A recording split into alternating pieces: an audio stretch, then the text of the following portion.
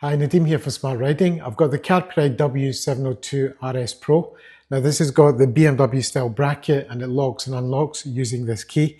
So I was just going to show how this key actually works because it took me a couple of attempts to try and work out how the hell this thing works. So I thought I'd do a quick video just showing it. So yeah, so that's what the key looks like. So you'll notice it's got like different ridges and things. So the way this works is what I figured is you put it in like the first step goes in like this, then you turn it so that the next bit lines up with the hole and you just push it in. And when you push it in, this pops up.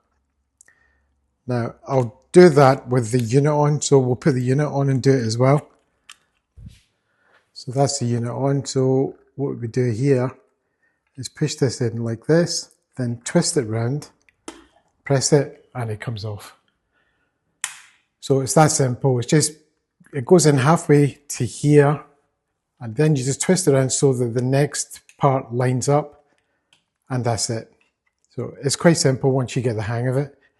But first time I was doing that, I wasn't sure what I was doing. That what actually makes it pop up is this bit is pushing something right at the end there.